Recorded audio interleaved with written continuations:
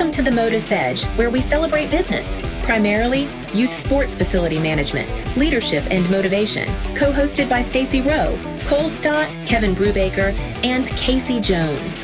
We are here to fill your cup with knowledge, laughter, affirmations, and comfort knowing that you're not alone. You can and will succeed with the MotUS Edge. Hello and welcome to the MotUS Edge. We're back for another amazing episode. Here with me today, I have Cole Stott, Casey Jones, and the wonderful Molly Williams. Hey, Molly, welcome to the show. Hey everybody. Hi, Molly. Happy to be here. Yeah, so you are, typically we've had a lot of all-star cheer people on our podcast, but you are an all-star dancer. You're our first all-star dance guest. I guess actually that's not true. We had Bree, right? She was an all-star dancer too. Yeah, a dancer at least. With Apollo, right? Yeah. Wait a minute. So, I thought Cole was an all-star dancer too. I'm just a really, really good dancer. Okay, not quite an all-star. But yeah, people get confused. I kind of am an all-star. I caught him in the office the other day doing his battements. Yes, I did. Yeah. Mm-hmm. I think maybe he missed his calling. I did a little bit. Perhaps. It's not too late. Never too late in life, guys. Yeah. So tell us a little bit about how you got started in dance, Molly. Yeah, so to be honest, I feel like there was I don't remember a moment in my life where dance wasn't my thing. Like, dance has always been involved. Literally, I mean, my parents tell me stories about my mom being pregnant with me and my dad playing music and them sitting there watching me moving in her stomach. And it was like, even then I just had this like innate just draw to dance. And as a kid, I remember like getting DVDs for Christmas that would teach you how to do ballet and would come with a little ballet bar. And I would do that for hours. This is, again, even before I was old enough to be in dance class. Yeah. I was always that kid. You were literally dancing in the womb.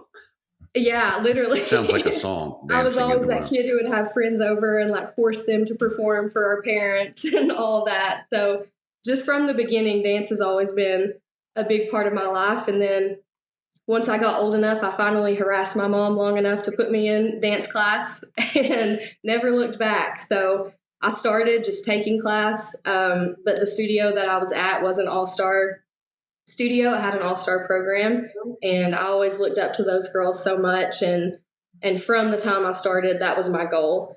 And after a few years, got onto an all-star team, and again, never looked back. I competed on an all-star team all the way from, I think, 4th grade was when I started, up until I graduated high school, and of course still now. But that was kind of the very beginning of my journey. Tell us about, where that was at, what the name of the studio was, and kind of some of the events you went to in that journey. Because if people don't know where you're from, you definitely sound like you're from the Northeast. Yeah, I was going to say she's definitely. It probably had to be maybe Boston. Wait, I wanted to ask her really quick too, Molly. Before you get into that, you may be too young to remember this, but do you remember getting Shape Girl? No. You were talking about the DVDs with the ballet bar and all the things. And so when I was a little girl, getting Shape Girl was a thing, and it would come with like the rhythmic gymnastics ribbon and leg warmers and a cassette tape, and you would put it in the cassette tape in the boombox cassette tape. That's awesome. Yeah, very similar. Molly never had a cassette tape though. Well, I do remember though also doing Richard Simmons with my mom, so that was also there you go. I got to dance too. Sweating to the oldies. The VCR tapes. That's amazing. So. Those are awesome. That's amazing. Okay, so where did you dance and all the good things? Yeah, so I grew up and still live in Eastern Kentucky. I grew up in a studio called Dance Etc. So like I said, we have a recreational program, and we also have an all-star program. Little small town in Eastern Kentucky, but actually quite a large studio for our area. We're really proud to be the main studio in this area and get to teach kids literally from, I think, 8 different counties. I mean, we have people who drive over an hour to come to dance class every single day. So I think we have a really unique experience in that you meet people that you never would have met before. You are meeting people who go to schools that are an hour away from you. It's such a special bond that we have at our studio compared to, I think, some other studios. So definitely, you started there and you're still there, right? You're still at that same studio teaching, Yes. correct? That's pretty Correct. awesome. I mean, we love that in the cheer side of the world. We love for kids to come up through our program, and then those end up being our best teachers and our best coaches. So that's pretty awesome.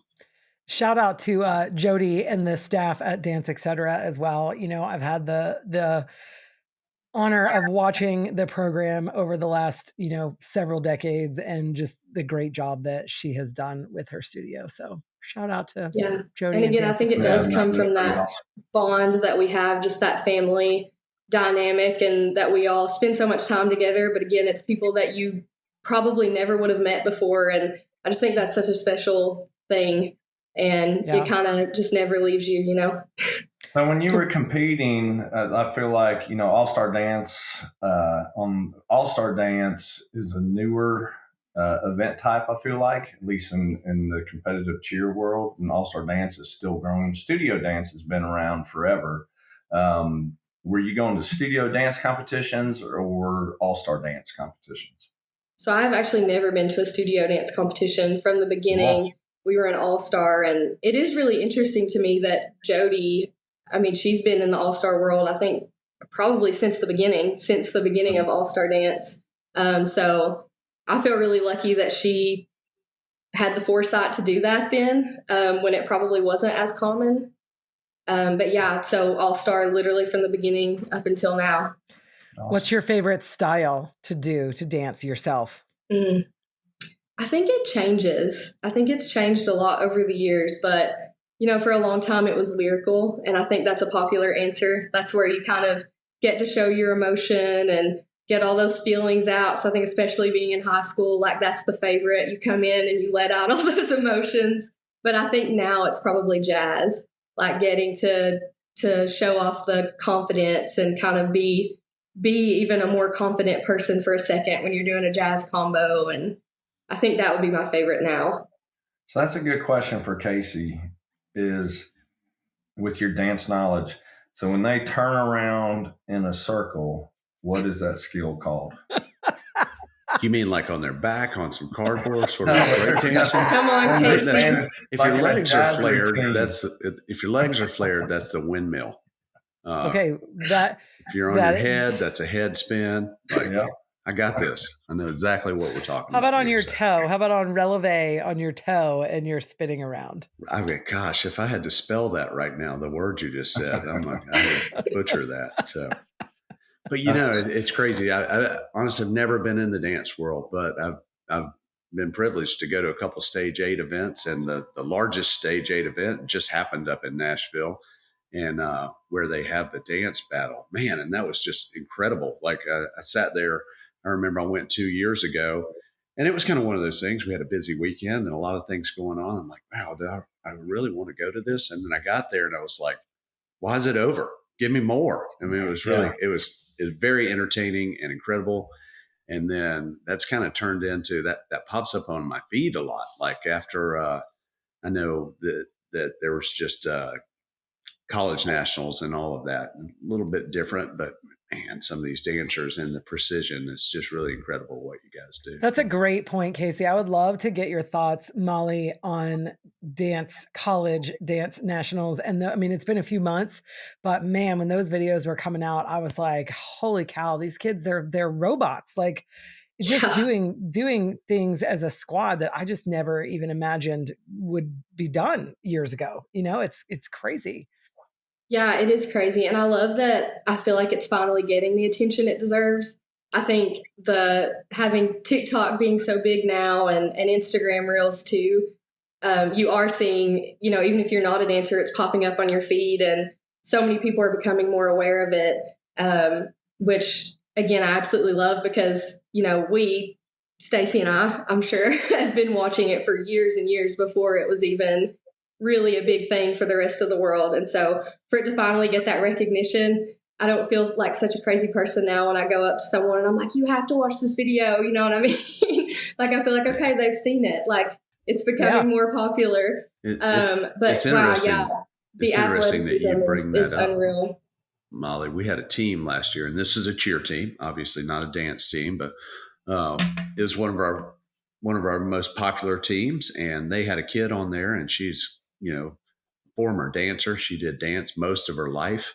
And literally there was a section in the dance where she did, more of I don't even know I wish I knew what the move was, but, it was a leap and everything. And it just went viral, and typically in the cheer world, that's going to be done on a stunt or a tumbling pass or something like that. And then this dance ended up getting millions of views, and literally people around the world were learning this dance and doing it and replicating it. I remember that. Yeah, it was huge. It was huge for that athlete and for our program. But, to your point, like, dance is really, really starting to be highlighted more, and people are really paying attention to what's going on there.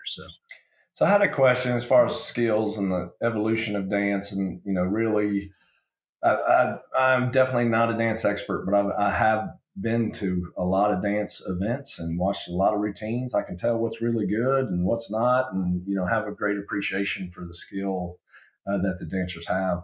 But kind of what's happened a little bit in cheer is, as it's evolved, the skill at the high level got so incredibly hard. And those kids have to be so talented.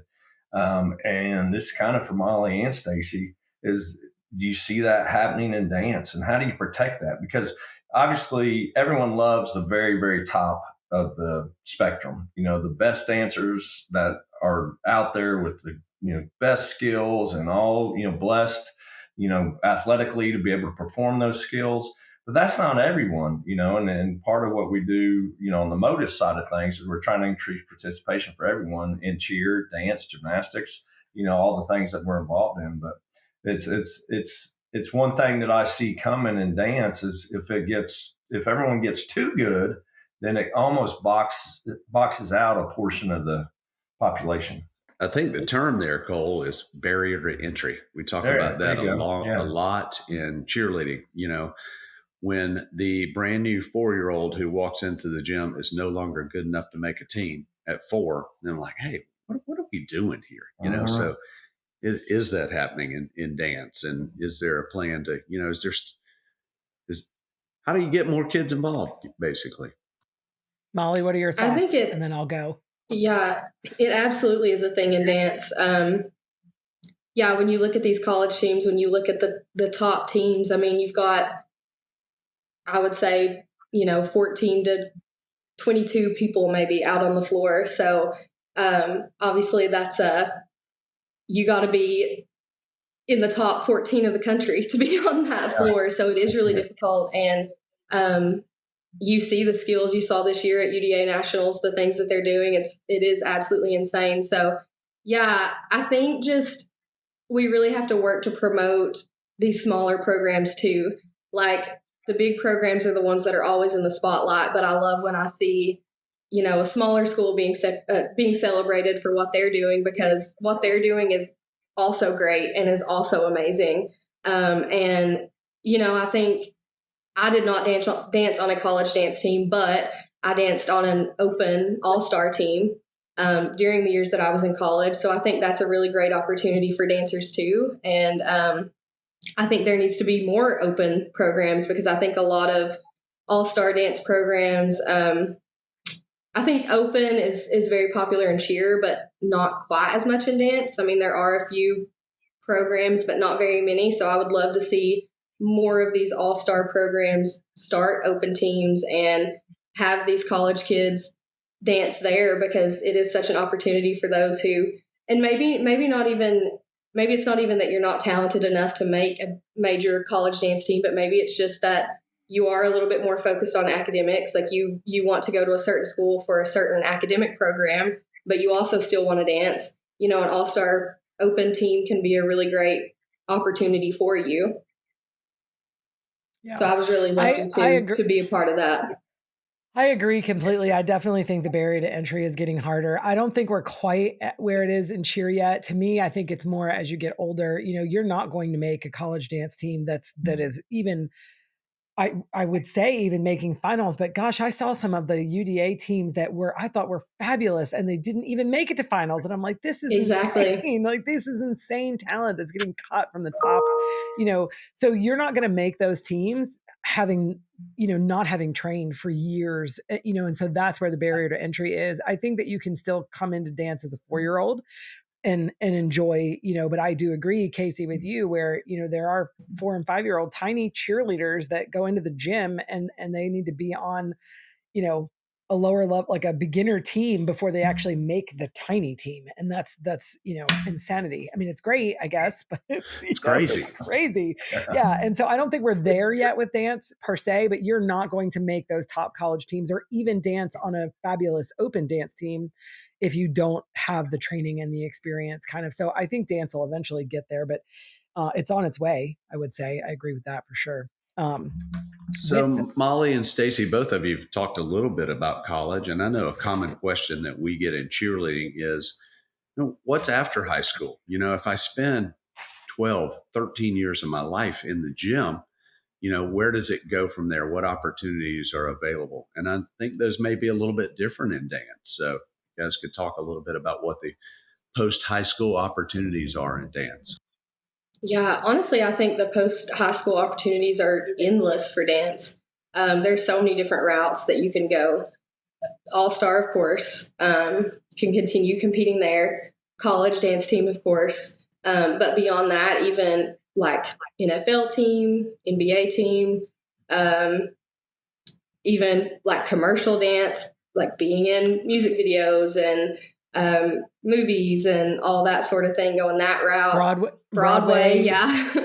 There's, and then of course, just teaching and doing choreography. And there are a lot of options in dance. And so for me, I actually just to, again, kind of go over my background and how I got to where I am today. I went to college originally as a dance major. So that was what my degree was going to be. Ended up transferring and having a different degree, but that's where I started out and got to experience a whole new side of dance.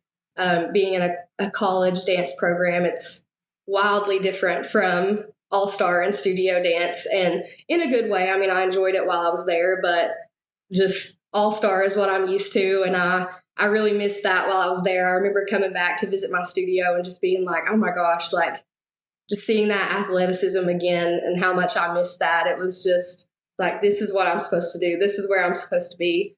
So that was the route that I originally took after high school was being a dance major. So that's another route that a dancer can take.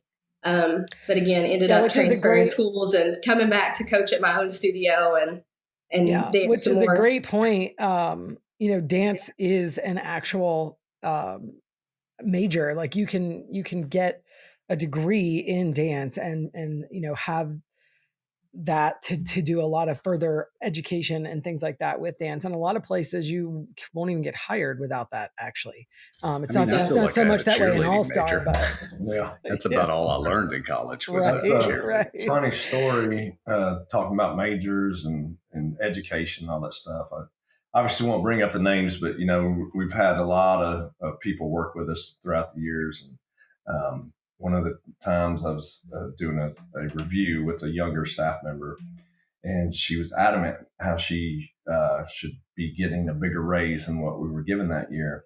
And she said, I've got my degree in biotech engineering or something. And to Casey's point, I said, well, we do cheerleading and dance. I need to get your PhD in cheerleading.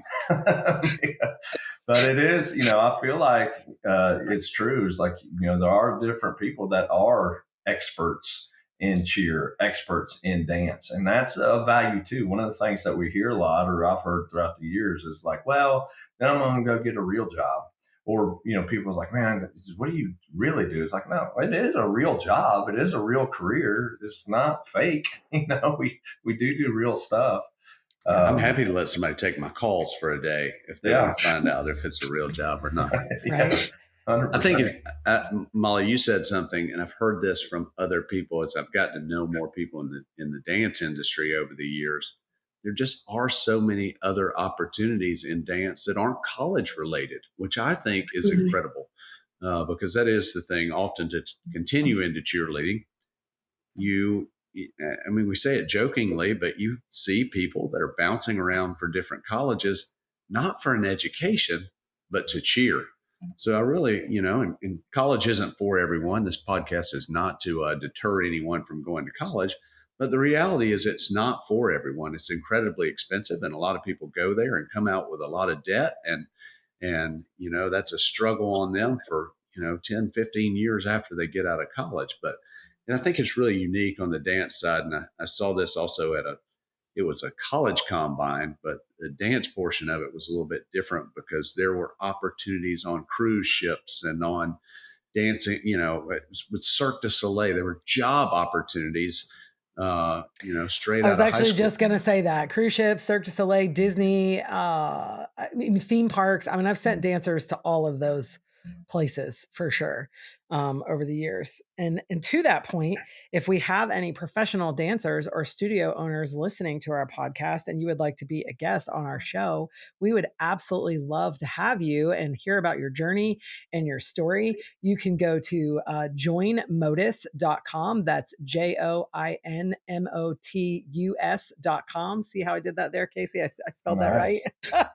You didn't do it Mickey Mouse version. You can click on the podcast tab and select Be Our Guest and sign up to be our guest on the podcast. We would love to have you and hear about your journey. So with that, Casey, I think it's time. I know you guys have been anxiously sitting on the side or anxiously waiting for my dad joke. So here we go. What's another name for an iPhone power cord? I don't know. Apple juice. Whoa. That's awesome. That might officially be your best one. I think that was pretty good. That's a great one. That's a strong one today. I'll use that one. I was going to say, what do you think? What do you think of the...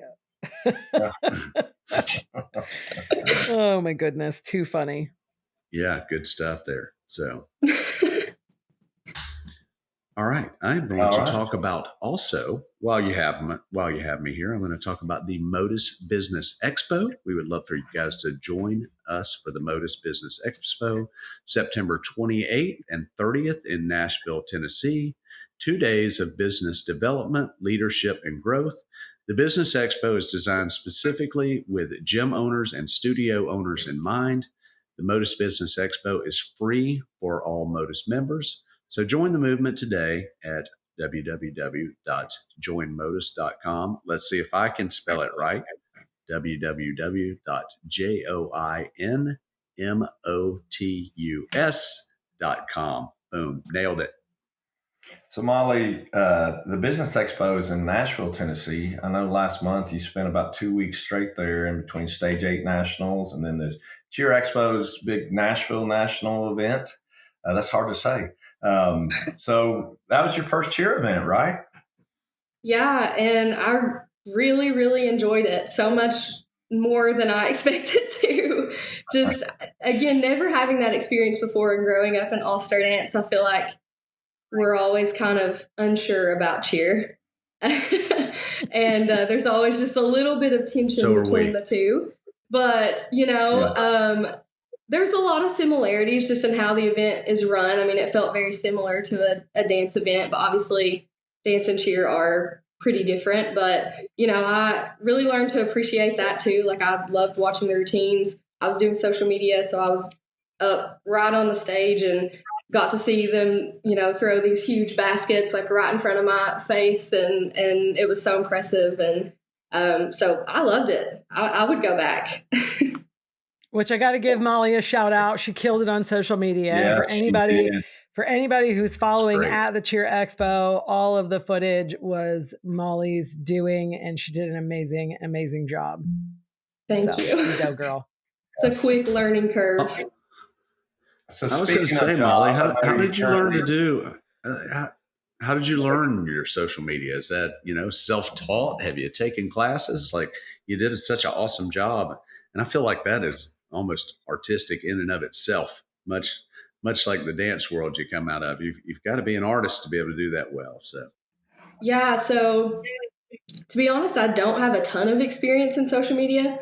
I did actually in high school take a lot of video editing classes. We had kind of like majors that you could go through in high school. And that was one of mine, was like video production. So that's really the most experience I have with it, was all the way back to high school. But becoming an ambassador for Stage 8, we did a lot of social media then. And then, I know we're going to go into all this, but then becoming the lead ambassador for Stage 8, I had to get even a little bit more involved and familiar with not only the video part of it, but also designing graphics and that whole thing, and just familiarizing myself with current social media trends and getting to know the algorithm and just all these like crazy things that you have to know to be good in social media, and just a lot of practice, really.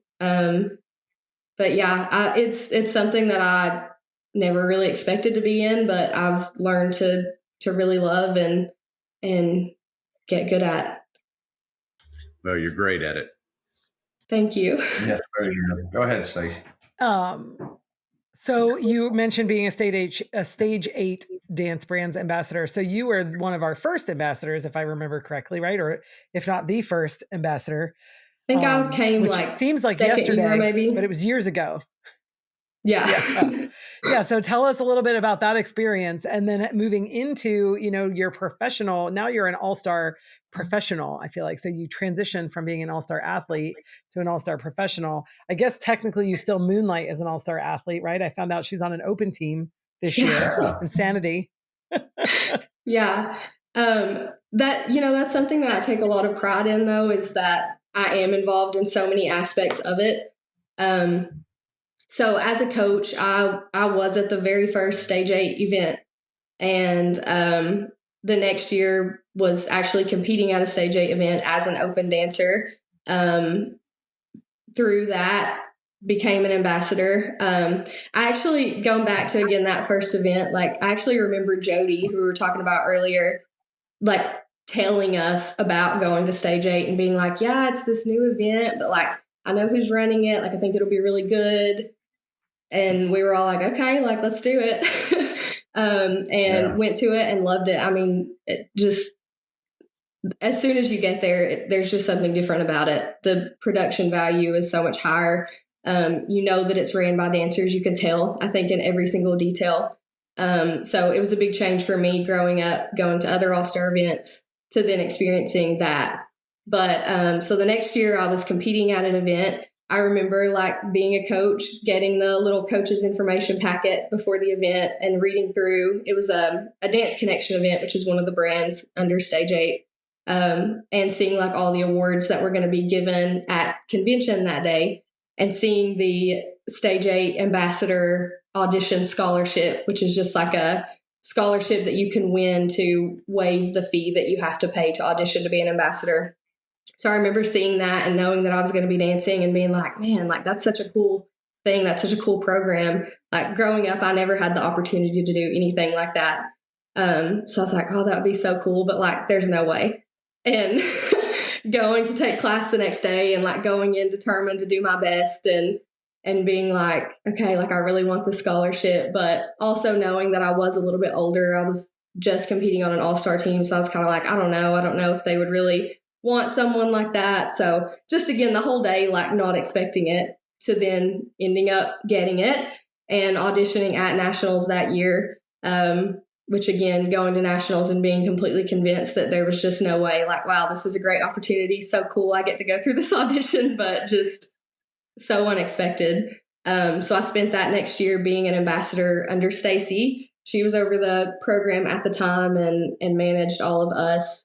So, like I said, we got to do a lot of social media at the event, kind of become a part of the social media team, go around and get footage of the kids and the dancers on stage and just really whatever was needed at that time. to then getting to the end of the year. Lots and lots of TikTok Lots because and lots I hate TikTok. Yes. I love TikTok. That's where I I love buy to all my scroll TikTok. I love to scroll TikTok, Casey, but I don't like to make TikTok videos. Yeah, so TikTok is intimidating. It is. It is. TikTok is where I buy everything these days. It's my crazy. God. It's so easy to just double click that button and then it shows up on my porch 2 days later. So yeah, I buy a lot of useless, senseless got to things the end of that year and aged out of the program. So didn't even apply again to be an ambassador again the next year. And then I just remember being at nationals at the end of that year that I'd been an ambassador and just being asked like, hey, like, you want to just work some events next year? And I was like, oh my gosh, yes, absolutely. It was a no-brainer for me. And then somehow that developed into now I'm the lead ambassador and I'm leading them just like Stacy led me. So that was my journey into the ambassador program. So the truth of the matter is, Molly, you were such a fantastic ambassador that we didn't want to let you go. So we were like, okay, what are we going to do? We have to keep her as an ambassador. So that's how you became the lead ambassador. You know, we all just kind of make things up as we go. And you were so fabulous at it. And we wanted you to stick around. And yes, you are running the program now and you're doing a far superior job than I could ever have done. And it's amazing. It's incredible what you're doing with the girls now. So that's awesome. It is pretty awesome. And then just what I am just now realizing or thinking through is how cool is it that you got provided that opportunity, but it must feel really rewarding to now be able to give the new girls that opportunity. Yeah, absolutely. Yeah, that is really cool. The whole story there. And I think Stage 8 does such a great job with the ambassador program. You know, I hope it's something that can catch on our cheer side because it really has. It's made a big impact in your life, Molly, and then you're able to turn around and make that same impact in other people coming up through dance as well. We actually have quite a few cheer applicants, and Molly is going to be, I've roped her into helping us train our lead ambassador for the Cheer Expo so that they can learn all the great, amazing things that she did with the program. That's pretty awesome. We've talked a lot about Stage 8. Stacy, why don't you tell us about Stage 8 for people who don't know exactly what it is? Yeah, so Stage 8 Dance Brands is a dance competition company by dancers for dancers. It is the only all-star dance brand that I'm aware of anyway that is run completely by dancers. And I will say, you know, Cheryl really does, it is extremely important to her that, you know, the dancers feel like dancers and they're treated like dancers and everything is very specific and catered to the dancer, which I think to Molly's point, you know, you were like, from the minute you walk in, like you can tell in the little details and it is true. Not that other event producers don't do a fabulous job because they do, but there is a slight difference in having dance people behind the scenes. So give your dancers the best competition experience when they attend a Stage 8 Dance Brands event. Stage 8 Dance Brands is by dancers for dancers. Also, don't miss out on your chance to attend Stage 8 Dance Nationals. It's an awesome way to end your season. For more information, go to stage8dancebrands.com. This one's a little harder to spell, Casey. Let's see how I do. The stage8dancebrands.com. That's STAG, the number 8, dance, DANCE, brands, BRANDS.com, stage8dancebrands.com. And I put a lot of time and effort into that website. So if you go look at it, amazing. I hope that you love it. Stacy is a website guru. So Molly, what's your favorite? So you're doing marketing and ambassadors for Stage 8 now and have been to all of the events. So what's been your favorite experience on this side of the dance industry as a professional versus a dancer? Yeah. Okay. This is hard, honestly. I think working for Stage 8, the best experience has been the Stage 8 dance battle for sure. Every year. Like that is just always the moment where I'm like, wow, it feels surreal that I'm here and that I'm a part of something so huge. So I think working, that's been my favorite part. As a coach, honestly, that might also be my favorite part. Yeah. I agree with, and I tell people about Stage 8 Dance Battle. I've been, I think the last 3 years, the only one I missed was the first one in Cincinnati, was the only one that I was not at. But it is so cool just as a spectator to go in there and watch. And I, think the only other two things that I've personally been to is, to give credit where credit's due, is the cheer majors is pretty cool. And then NCA in the arena is pretty cool. But Stage 8 Dance Battle's right there with it. And I've not been to anything better on the dance side. And I know I'm a little bit biased, but it is amazing. And every person that goes to it, we've had people who've were on Broadway for years, that produced Broadway shows. Random, I'll slide it in there now. We had Simon Lithgow, creator of American Idol, and So You Think You Can Dance, at our Cheer Expo event, and talked to him about Stage 8 Dance Battle because he was impressed with the production. It's like, this is so cool. It's like, and he lives in Nashville, Tennessee now. It's like, we got to get you to the battle next year. So, Stacey, put that down for my lunch. I will, on a to-do. Yeah, he could be one of our judges. That would be super amazing. That would be expensive too. No, he would probably do it for free. He's definitely out of our budget. But, oh my goodness. But anyway, it is fantastic. It's pretty amazing. Yeah, it really is. It's an awesome show. Like I said, I got to go and experience that, and really had no expectations at all, and kind of outside of my world, but really enjoyed it. Cool. I enjoy all of it as well. And I'm just so grateful and amazed that dancers have this incredible opportunity now that they didn't used to have. I wish my dance teams would have had the opportunity to dance at such an amazing event. And I'm glad that it exists for All-Star, which is awesome. So I think that same thing. Like, I wish that because I actually have not, even though I have competed at Stage 8 events, I have not competed in the dance battle because, again, I've been on an open team, and it's been our senior team that has been in the battle. But I wish that when I was on a senior team, I would have had that experience, and just a lot of the experiences that Stage 8 brings to dancers. Agree. It's just really, and just the industry in general has really stepped up in the last few years, and it's great. But again, selfishly, I wish that I could have experienced it too. Well, I feel you. No better person, Molly, than someone like yourself. All the things that you may not have gotten to experience, now you're an integral part of being able to provide that experience for the kids now in the upcoming. Yes, I think that makes me more passionate about it, really. So, Molly, I know that your husband, sorry, the little delay. So I know your husband is an avid listener of our podcast, and he probably knows what time it is next. Let's see if you know what the next thing is on the agenda. Is it time for the quote? It is time for the quote. Yes. No, but the funny thing is I was talking to him about it last night, and he was like, that you got to be ready. Like, they're going to give you a quote. You know that, right? And I was like, oh, yeah. And so we were discussing it. That's awesome. Yes, he loves the MotUS Edge podcast. Good. Honestly, he loves anything that I'm into, and I'm so blessed to have him. But it gives him a little insight into what I do, and also getting to know the people I work with. So he really enjoys it. But he's just such a curious person. He's like a lifelong learner. So he loves learning about cheer. He loves learning about dance.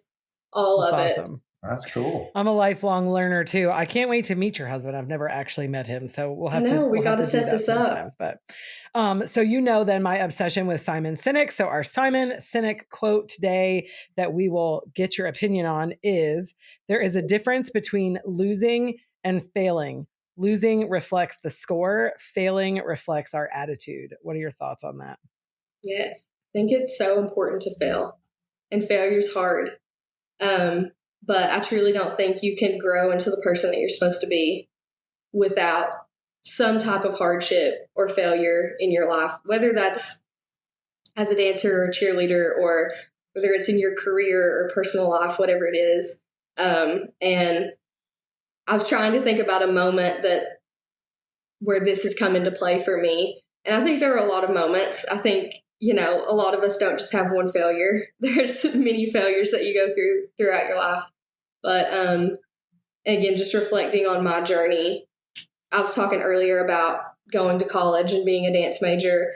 And I mean, this was kind of a failure beyond my control, but it played a crucial role in who I am. So that first year I broke my foot and was not able to take the classes that I was supposed to. I was not dancing with my program and all the shows that we were doing that year.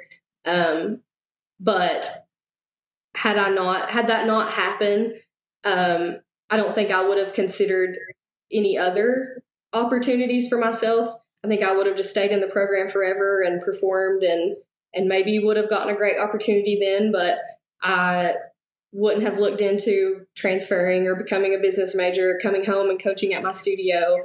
If I hadn't have done that, I would have never gone to a Stage 8 event, would have never become an ambassador, would have never started working for the company, would have never had this career opportunity in All-Star. So I'm such a big believer in everything happens for a reason. Yeah. Yeah. So failures, anything that you go through, it all happens for a reason, and it all works together for good, for your life plan and who you're supposed to be. I agree, Molly. And that's a lot of wisdom for you in your 20s.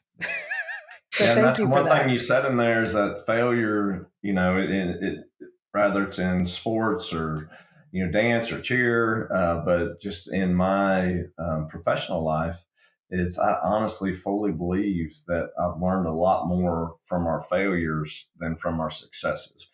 A lot of times, success, and I'm honest with people, we've been fortunate enough to have a little bit of success.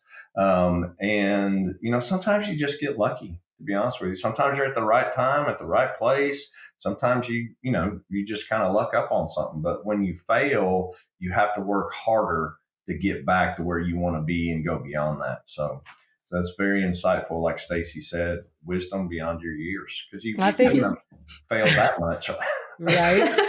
Well, I think the important thing to note there too, Cole, is it's the attitude, that in the quote, it talks about, it's the attitude, so basically you're losing. If you have a poor attitude, you're failing. If you have a great attitude, you're failing. And I think that's an important thing to note, that it hurts. It sucks. It sucks to not have a good outcome, to not win whatever it is that you want to win, whatever that is. Maybe it's winning the job that you're looking for or winning a competition, but when you don't achieve that goal, learning is what brings the failure, and the failure is worth it. Fail forward fast, right? I learned that from. I think that it's all about the attitude. That's the thing. I say all the time, I know way more about what not to do than but it's through failures and what I learned from them, and yesterday's failures become today's successes if I do learn from them and don't fail the same way again. So I think you're really on the right path, Molly, and there's definitely some wise words there. So.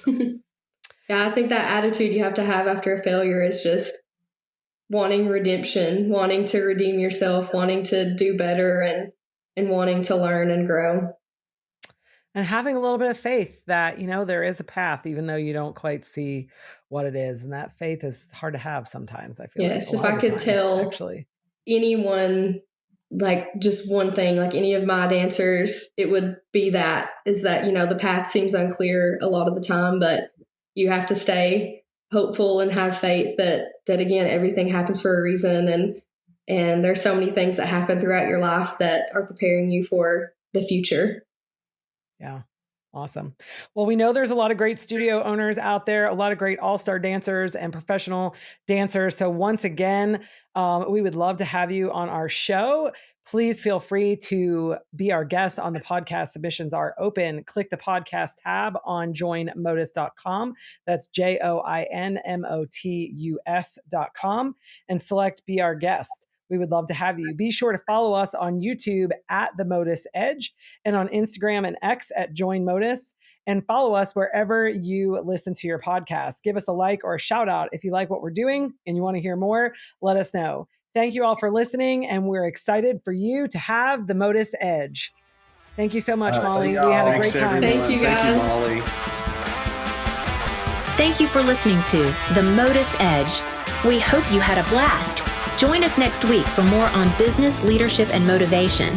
Subscribe and follow the show where you get your podcasts. Subscribe to our newsletter at joinmotus.com. The MotUS Edge Podcast is produced by ClantonCreative.com.